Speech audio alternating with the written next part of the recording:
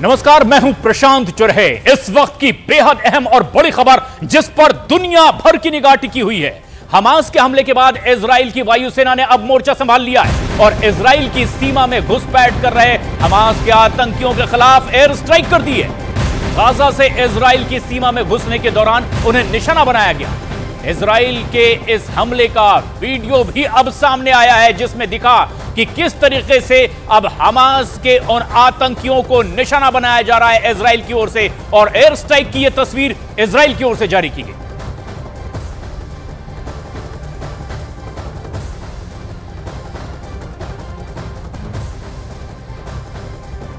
तो इजराइल और हमास के बीच में एक और नया वॉरफ्रंट खुल गया है। इजराइल पर फिलिस्तीनी चरमपंथी गुट हमास की ओर से रॉकेट से किए गए हमले में 300 से ज्यादा लोगों की मौत हो गई। हमास ने तेल अवीव और उसके आसपास के जो शहर हैं वहां पर अटैक किया।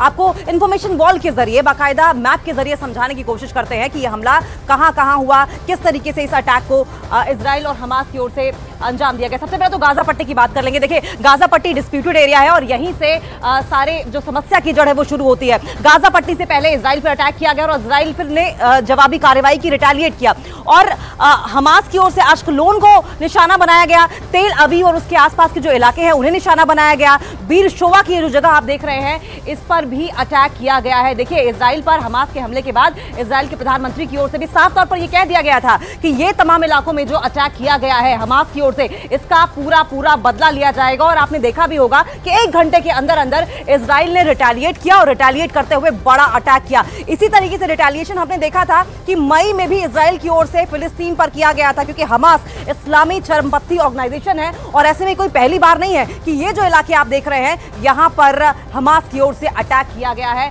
गाजा में ये जो आप हरे रंग से मार्क देख रहे हैं यहां अक्सर ये देखा जाता रहा है।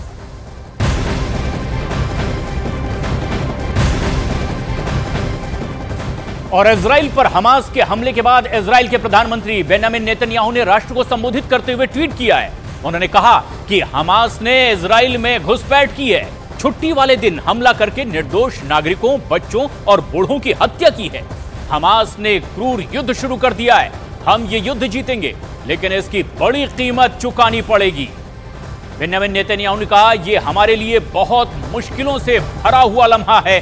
ट्वीट करते हुए एक तरह से अपने राष्ट्र को संबोधित किया है।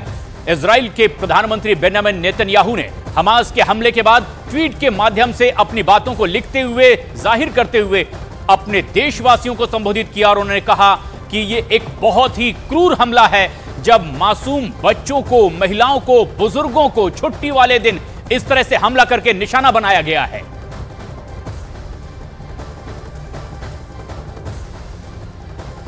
शनिवार को हुए हमास के हमले के बाद इजराइल ने जवाबी कार्रवाई तुरंत शुरू कर दी और देर शाम तक इजराइल की सरकारें बैठक करती रही और बाद में इजराइल के प्रधानमंत्री मीडिया के सामने भी आए और बयान जारी करते हुए गाजा में रहने वाले लोगों को इलाके खाली करने की चेतावनी तक दे डाली और कहा कि इजराइल जबरन अंदर घुसेगा और हमास पर कार्रवाई करेगा।